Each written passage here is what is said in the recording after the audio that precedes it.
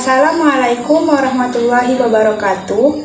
Di video ini, saya, Utami Silva Anjani, bersama 3 rekan saya akan membuat media pelajaran mata pelajaran Akidah Akhlak kelas 2, yaitu ular tangga, dengan muatan pelajaran tentang kalimat thayyibah, hamdalah, dan yang kedua yaitu tentang Asmaul Husna.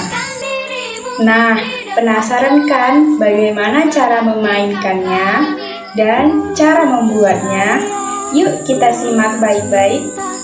Perkenalkan, nama saya Nini Rosidayanti dengan NIM 2010-2010-07. Di sini saya akan menjelaskan mengenai cara membuat dan menyebutkan alat-alat apa saja yang diperlukan dalam membuat media pembelajaran ular tangga ini.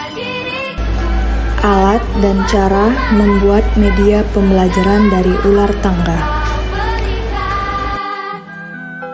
Alat-alatnya. Yang pertama, karton. Yang kedua, gunting. Yang ketiga, alat tulis. Yang keempat, mistar. Yang kelima, lem. Yang keenam, stabilo. Cara membuatnya. Pertama, gunting karton menjadi 2 bagian. Yang kedua, gunting persegi kecil-kecil pada karton dan diberi warna menggunakan stabilo yang tadi. 3. Beri lem pada kertas kecil-kecil untuk melekatkan pada karton yang besar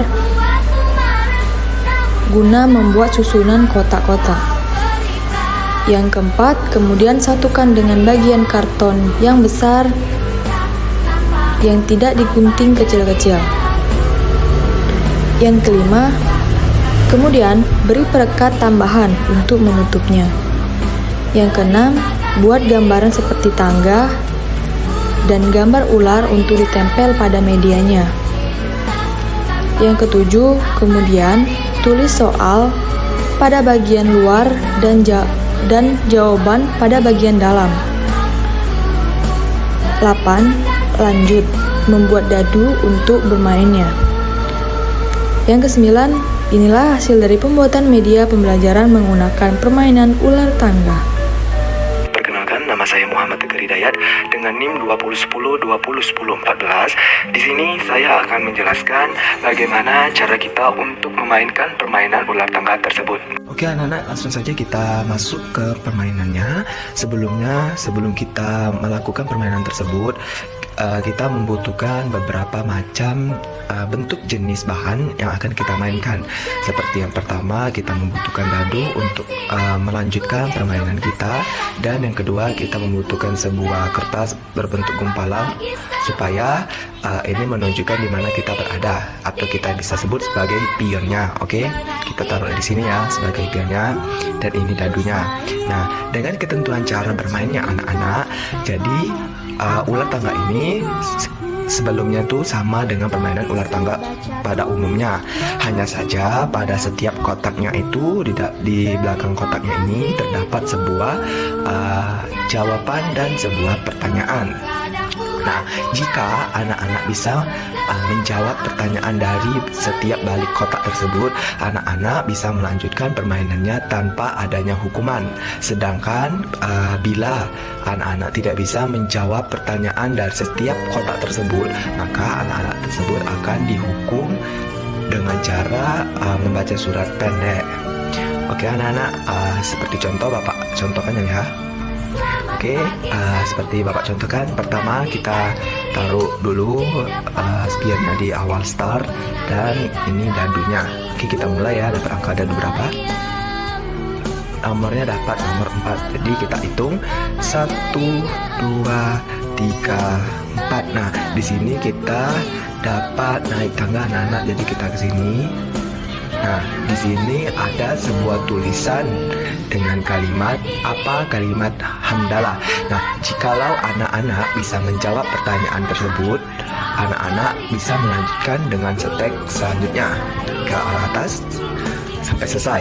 Jika kalau anak-anak tidak bisa menjawab pertanyaan dari balik kotak tersebut, maka anak-anak harus dihukum dengan membacakan surat pendek. Jawabannya yaitu Alhamdulillah. Nah, jika anak-anak sudah bisa mendapat menjawabnya, anak-anak bisa lanjut ke babak selanjutnya. Oke anak-anak, seperti itu cara kita untuk mempermainkan permainan ular tangga tersebut. Semoga permainan ini bisa membuat kita lebih semangat dalam belajar dan dalam menuntut ilmu. Terima kasih. Saya akhiri. Wabillahi taufiq wal hidayah. Wassalamualaikum warahmatullahi wabarakatuh. Sekian, terima kasih.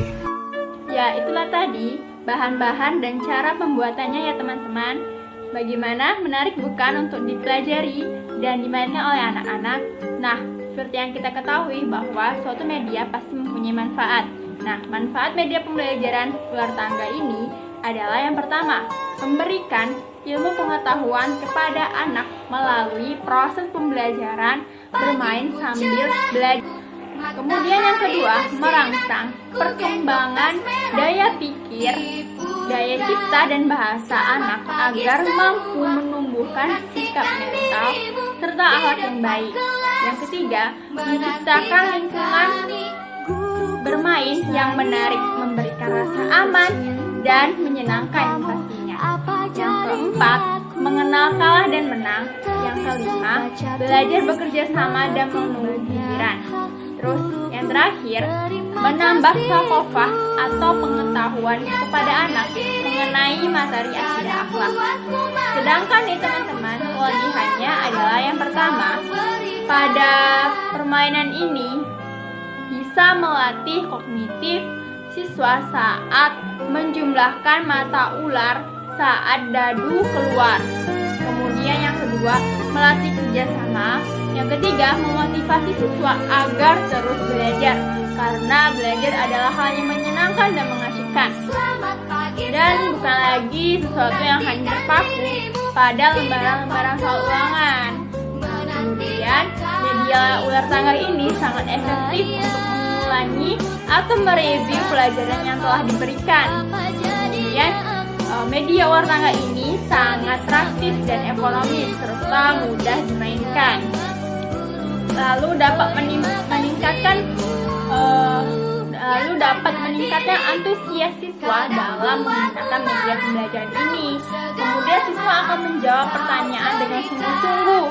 Banyak terdapat gambarnya menarik dan pastinya colornya full ya, atau warna. Nah, setiap media pembelajaran juga mempunyai kekurangan nih teman-teman. Kekurangannya yang pertama, membutuhkan persiapan yang matang agar menyesuaikan materi dan kegiatan pembelajaran. Kemudian yang kedua, jika terdapat siswa yang cenderung cepat bosan dan akan kehilangan minat untuk bermain. Nah, kemudian penggunaan media permainan ular tangga memerlukan banyak waktu untuk menjelaskan kepada anak. Lalu selanjutnya, permainan ular tangga ini tidak dapat mengembangkan semua materi pembelajaran. Kemudian kurangnya pemahaman aturan permainan oleh anak dapat menimbulkan kericuhan. Lalu jika siswa turun tangga, maka kemungkinan akan mendapatkan soal yang sama. Terakhir, bagi anak yang tidak menguasai materi dengan baik akan mengalami kesulitan dalam bermain. Nah, begitulah ya teman-teman manfaat, kelebihan, dan kelemahannya. Oke, sekian dari penjelasan saya. Jika ada salah kata, kami minta maaf. Kepada Allah kami mohon ampun. Kami akhiri. Semoga apa yang kami sampaikan bisa bermanfaat untuk teman-teman. Kami akhiri. Wabillahi taufiq wal hidayah. Wassalamualaikum warahmatullahi wabarakatuh.